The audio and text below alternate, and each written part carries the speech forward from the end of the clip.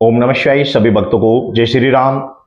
होली के दिन करें सिर्फ 2 घंटे में सिद्धि प्राप्त। जी हां, होली के दिन करें श्री हनुमान जी की, बालाजी की सिर्फ 2 घंटे में सिद्धि प्राप्त। अब 2 घंटे में सिद्धि कैसे प्राप्त होगी, किस तरीके से होगी, ये सभी आज मैं आपको इस वीडियो में बता रहा हूं कि किस तरीके से आप हनुमान जी की अनुकंपा प्राप्त कर सकते हैं। हनुमान जी की सिद्धि आप सिर्फ और सिर्फ होली के दिन सिर्फ 2 घंटे में कर सकते हैं। यदि आप इस चैनल पर नए हैं तो आपसे निवेदन है कि इस चैनल को सब्सक्राइब कर दें, क्योंकि ऐसी गूढ़ रहस्य की बातें मैं निरंतर आपको इस चैनल के माध्यम से आप तक बहुत पहुंचाता रहता हूं, ताकि आप भक्ति लाइन में आगे बढ़ सकें और अनर्गल भक्तों के चक्कर में ना पड़कर अपनी समस्याओं का समाधान खुद ही कर ले। तो बात आती है कि 2 घंटे में हम हनुमान जी की सिद्धि कैसे कर सकते हैं। पहली बात तो मैं क्लियर आपको एक चीज बता दे रहा हूं कि बहुत सारे लोगों की ये कमेंट्स आती है, भक्तों की कमेंट्स आती है कि गुरुजी हमें कोई ऐसा तरीका बता दिए हम हनुमान जी की सिद्धि प्राप्त कर ले, हनुमान जी की साधना प्राप्त कर ले। पहले तो बात ये डाउट अपने मन से निकाल दीजिए कि हनुमान जी की सिद्धि होती है। हनुमान जी की आप सिद्धि नहीं कर सकते। हनुमान जी किसी के शरीर पर नहीं आते, ना ही हनुमान जी की सिद्धि होती है। हनुमान जी, बालाजी जब प्रसन्न होते हैं तो अपने कोई दूत, अपने कोई गण आपको प्रदान कर देते हैं। मेहंदीपुर बालाजी धाम सभी ने सुना होगा, इसी तरह के बहुत सारे धाम है, सालासर धाम या फिर पांडुकर सरकार धाम या फिर बागेश्वर धाम, सिद्धेश्वर धाम, शिलोरी धाम, इस तरह बहुत सारे धाम हैं। तो इन पे क्या होता है, लोगों के संकट काटे जाते हैं। अब वो संकट क्या होते हैं? वो संकट होते हैं भूत प्रेत, जिन जिन्नात, डाकनी शाकनी, इन सभी को वहां पर बंदिश किया जाता है। तो हनुमान जी के जो दूत होते हैं, कोतवाल कप्तान, प्रेतराज सरकार, भैरव बाबा, तो ये जो आज के साथ चलने वाली शक्तियां हैं, महाकाली, तो ये साथ चलने वाली शक्तियां ये उनको बंधन कर देती हैं। इनका एग्रीमेंट हो जाता है। एग्रीमेंट कैसा कि आप इस व्यक्ति को छोड़ेंगे और इसको किसी तरह का कोई कष्ट नहीं पहुंचाओगे। तो वो क्या होता है, वहां पर बंदिश हो जाते हैं, एग्रीमेंट हो जाता है। बालाजी धाम में आप जब गए होंगे मेहंदीपुर आपने, तो आपने अक्सर देखा होगा कि वहां पर बहुत सारे व्यक्ति होते हैं जो अपने आप ही खेलते रहते हैं। उनके ऊपर कोई चीजें आती हैं, अपने आप ही खेलते हैं, अपने आप ही ठीक हो जाते हैं, फिर बिल्कुल ठीक ही रहते हैं। कारण क्या होता है कि वहां पर सब सिस्टम ऑटोमेटिक है। कोई भगत स्पेशल आपको नहीं करने की जरूरत नहीं है। जो शक्ति है वो अपने आप ही खेलकर वहां पर शांत हो जाएगी, अपने आप ही बता देगी कि मुझे अमुक जगह से आई हूं, ये चाहिए या नहीं चाहिए। तो इससे क्या होता है कि वहां पर एग्रीमेंट हो जाता है। तो वहां पर जो ये चीजें उतारी जाती है, इनका क्या होता है, ये सब गण हो जाते हैं, ये सब दूत होते हैं। तो भगवान जब अनुकंपा करते हैं, तो भगवान यानी हनुमान जी जब अनुकंपा करते हैं, बालाजी अनुकंपा करते हैं, तो अपने कोई दूत उन्हें प्रदान कर देते हैं। ऐसे ही कभी कुछ समय पहले जब मैं गया था वहां, तो बालाजी ने मेरे ऊपर अनुकंपा करी थी और मुझे कुछ प्रदान किया था। इसी तरीके से कितने किए थे, किस तरीके से किए थे, वो विस्तार की बात हम नहीं बता सकते, वो सीक्रेट बात होती है। तो वास्तव में हनुमान जी के दूत प्राप्त होते हैं, लेकिन कब होते हैं? जब आप निष्ठा नियम से हनुमान जी की सेवा कर रहे हो, प्रभु की सेवा कर रहे हो निरंतर। अब बात आती है कि बाबा की जब आपको सिद्धि प्राप्त करनी है, यानी कि उनके गण प्राप्त करने हैं, उनको दूत प्राप्त करने हैं, तो उसके लिए होली दिवाली ग्रहण आदि क्यों बताया जाता है? इसमें ऐसा क्या है कि हम होली दिवाली ग्रहण आदि में ये चीजें जल्दी हमें प्राप्त हो जाती है? तो उसके पीछे कारण क्या होता है, तो आइए जानते हैं। देखो, होता क्या है कि होली की रात्रि, दिवाली की रात्रि, ये हिंदुओं के मुख्य त्योहार हैं, मुख्य त्योहार हैं और इनका पूजा में विशेष महत्व होता है। दिवाली सर्वोपरि होती है, उससे नीचे आती है होली। फिर इसी तरीके से अलग अलग त्योहारों का हम जोड़ते हैं, शिवरात्रि, जन्माष्टमी, इस तरीके से सभी अलग अलग होती हैं। अब कोई भगवान शिव का पुजारी है, उसके लिए शिवरात्रि से बढ़कर कोई चीज है ही नहीं। वो शिवरात्रि की रात्रि में बैठकर बड़े बड़े तप करते हैं, साधनाएं करते हैं। तो इसी तरीके से दिवाली की रात्रि में की जाती है, होली की रात्रि में की जाती है, होली के दिन में की जाती है। होली के दिन में ना करके रात्रि में करनी चाहिए, लेकिन जो मैं साधना आपको बता रहा हूं इसको आप दिन में कर सकते हो। इसमें आप दिन में भी कर सकते हो, और यदि रात्रि में करें तो अति उत्तम है। अगर रात्रि में करें तो अति उत्तम है। और 2 घंटे लगते हैं लगभग। नए नए साधक है, उनको 2.5 घंटे, 3 घंटे, 3.5 घंटे लगते हैं। अब वो साधना क्या होती है, किस तरीके से होती है, तो आइए जानते हैं। इस दौरान क्या होता है कि हम जो पूजा करते हैं उसका फल कई गुना ज्यादा बढ़कर मिल जाता है। ये सबसे बड़ा बेनिफिट होता है। आपने हनुमान चालीसा पढ़नी है, भले प्रतिदिन आप पढ़ रहे हैं, आप पढ़ रहे हैं हनुमान चालीसा, 100 हनुमान चालीसा, 108 हनुमान चालीसा प्रतिदिन पढ़ रहे हैं, 100 या 108, आपने 41 दिन तक पढ़ी, तो 41 दिन तक जो पढ़ने का आपको फल मिलेगा, वह फल होली के दिन या होली की रात्रि में 1 दिन पढ़ने से प्राप्त हो जाएगा। वही फल आपका दिवाली की रात्रि में एक दिन पढ़ने से 50 दिन के पूजा के बराबर फल आपको प्राप्त हो जाएगा। वही यदि सूर्य ग्रहण में आप जाप कर रहे हैं तो आपको 100 दिन जाप करने का फल एक दिन में प्राप्त हो जाएगा। वही यदि चंद्र ग्रहण में कर रहे हैं तो आपको 75 दिन जाप करने का फल एक दिन में प्राप्त हो जाएगा। यदि चंद्र ग्रहण चल रहा हो, सूर्य ग्रहण चल रहा हो, तो 100 दिन का फल आपको उसी 100 दिन आप 2 घंटे पूजा करते तो ग्रहण के दौरान जो 2 घंटे पूजा की है वो 100 दिन के पूजा करने के फल के बराबर प्राप्त हो जाता है।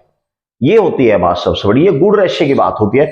इसीलिए साधक भक्तगण इन रात्रियों का विशेषत रूप से इंतजार करते हैं।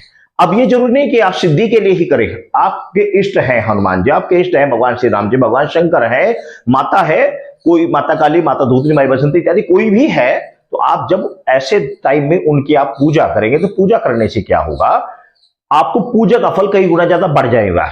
जरूरी नहीं कि आप सिद्धि ही प्राप्त करें, लेकिन जो सिद्धि प्राप्त करना चाहते हैं, आप उनके दूध प्राप्त करना चाहते हैं, मैं उसके विषय में आपको पूरा विस्तार से बता रहा हूं, समझ लीजिए। हम जो रेगुलर पूजा करते हैं, हम रेगुलर जो हम जाप करते हैं, हम भी हर रोज आरती, जब मैं सुबह करता हूं आरती, शाम को आरती करते हैं, उसके बाद हनुमान चालीसा की जाती है, भोग लगाया जाता है, शांति पाठ किया जाता है। ये सारे सिस्टम जो तरीके हैं हमारे पूजा करने के, सुबह से कई घंटे तक, फिर शाम को इसी तरीके से, ये रेगुलर हम जो चल ही रहे हैं। लेकिन यदि हम कोई अनुष्ठान करते हैं तो वो उसका फल कई गुना ज्यादा बढ़ जाता है। अब अनुष्ठान कैसे किया जाता है, बात आती है। अनुष्ठान के लिए आपको उतने समय तक पूर्ण नियम के साथ रहना पड़ता है, 41 दिन के लिए, 21 दिन के लिए, या फिर 2 घंटे के लिए आपने अनुष्ठान किया है तो, या आपने संकल्प किया कि मुझे अमुक 21 माला जाप करनी, तो 21 माला तक जाप तक आप पूरे निष्ठा नियम से रखेंगे। प्लस गुण रहस्य की बात कि वो निष्ठा नियम कि जिस समय कर रहे हैं उस समय संकल्प लेके किया जाता है। तो यही मेन चीज फंडा है कि आपको क्या करना है, होली की रात्रि में या होली के दिन आप हनुमान चालीसा का संकल्प ले लें। पहले हनुमान जी के मंदिर में चले जाएं होली के दिन। होली और दिवाली के दिन जब भी आप मंदिर में जाएं तो विशेषत रूप से भगवान के लिए भोग प्रसाद मिठाई इत्यादि लेकर अवश्य जाएं। ऐसे त्योहारों पर कभी खाली नहीं जाना चाहिए, किसी भी तीर्थ स्थान पर खाली नहीं जाना चाहिए। ध्यान कर रखना, अपने घर के जो कुल देवी देवता है, पितृ इत्यादि हैं, घर में जो पूजने वाली शक्तियां हैं, सभी के स्थान पर भोग प्रसाद मिठाई अवश्य लेकर जाना चाहिए। इस टाइम ये शक्तियां सभी उग्र होती हैं, जागृत होती हैं। जो भी आप भोग प्रसाद लगाते हैं तुरंत स्वीकार होता है। इस बात को आप गांठ बांध लेना, बिल्कुल सत्य बात बता रहा हूं। तो आपको क्या करना है, सर्वप्रथम तो आपको आपके आसपास यदि कोई जल है, प्रवाह चलता हुआ जल है, तो आपने क्या करना है, एक पान डंडी वाला, 5 पतासे, 2 लौंग, 5 फूल गेंदे या गुलाब के, एक दोने के अंदर रखकर आपने अपने मस्तक से लगाकर आपने चलते हुए दरिया में आपने सुबह के समय या दोपहर के समय, आपने सुबह दोपहर या शाम के समय, आपने होली के दिन, एक्स्ट्रा दिन में हाजिरी शाम को जाती है या सुबह सुबह जाती है, लेकिन होली के दिन आप दिन में भी दे सकते हैं। तो आप हाजिरी जल देते हो समर्पित करेंगे, आप ये हाजिरी स्वीकार करें, मैं आज हनुमान जी की ये साधना करना चाह रहा हूं।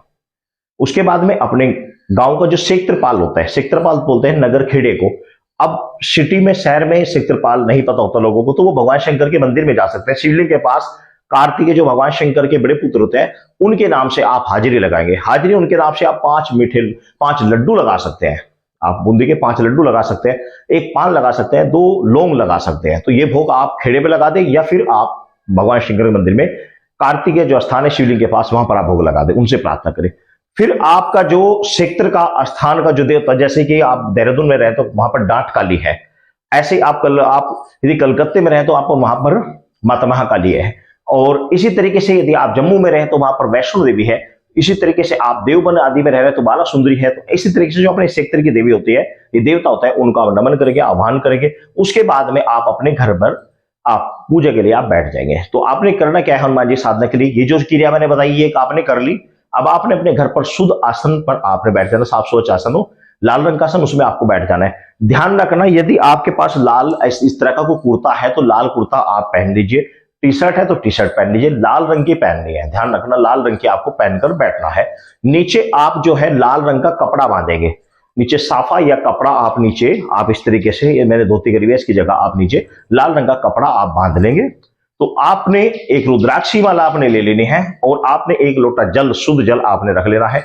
हनुमान जी की प्रतिमा या फोटो आपने स्थापित कर लेनी है। सामने देसी घी का दीपक जलाना है या फिर चमेली का तेल का जलाना है, और आपने वहीं पर कपूर जलाकर उसके ऊपर आपने 5 लड्डू का आपने रखना है। 5 लड्डू रखने, मोतीचूर के लड्डू रखने हैं, या फिर पतासे रखने हैं, गुड़ चना रख लेना है, फल इत्यादि रख लेना है थोड़े थोड़े, और वो आपने कपूर जलाकर उसके ऊपर 2 लौंग पहले जला लेनी है। उसके बाद थोड़ा थोड़ा भोग आपने श्री हनुमान जी को लगाना है।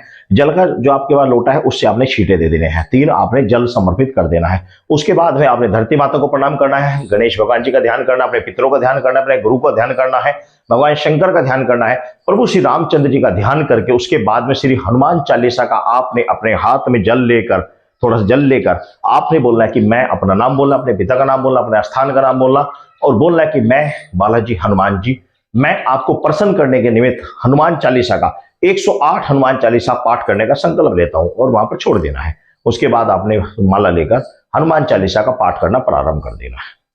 आप जो पाठ करेंगे लगातार आप 108 बार हनुमान चालीसा पढ़ेंगे।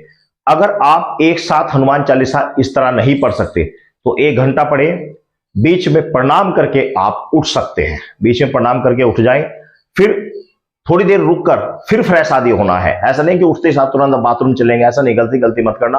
ये छोटी छोटी गलतियां जो हम करते हैं फिर हमें सफलता नहीं प्राप्त होती। तो आपने उठते ही साथ थोड़ी देर विश्राम करना है, फिर आप बाथरूम इत्यादि जहां कोई भी जाना है चले जाना है। ध्यान रखना ये कपड़े निकाल कर जाना है, ये जो कपड़े हैं कुर्ता, ये नीचे पजामा धोती, इसको निकाल के जाना है, इसको अलग रख देना, माला अलग रख देना। आप फ्रेश इत्यादि होने जा सकते हैं। जब फ्रेश होकर आएंगे पूरा नहाना है, बनियान चेंज करना है, अंडरवेयर चेंज करना है, फिर इन वस्त्रों को पहनना, फिर पुनः आप पूजा पर बैठेंगे। चाहे तो आप इस काम को 1 घंटा सुबह कर ले, 1 घंटा शाम कर ले, कोई दिक्कत नहीं, लेकिन जब भी बैठेंगे पूर्ण रूप से पवित्र होकर बैठेंगे। और जो वस्त्र आपने पहन रखे हैं इनको पहनकर आप टॉयलेट इत्यादि में नहीं जाएंगे, बिल्कुल पवित्र होने चाहिए। इस तरीके से संकल्प लेकर आप हनुमान चालीसा का पाठ करें। जो फल आपको 41 दिन में इस हनुमान चालीसा का पढ़ने से मिलना था, वही फल आपको श्री हनुमान चालीसा का 1 दिन में पढ़ने से मिल जाएगा।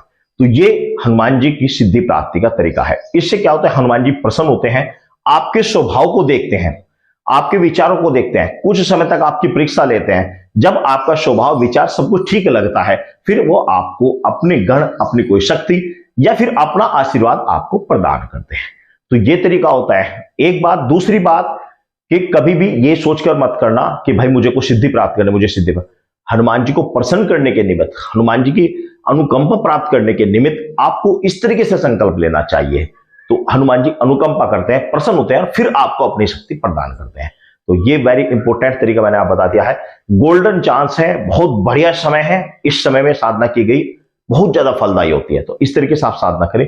उसके बाद जो भोग लगी वस्तुएं हैं उनको आप बंदर जो होते हैं बंदरों को खिला दे, बालकों में बांट दे।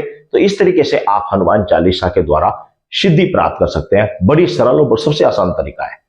सभी भक्तों को जय श्री राम।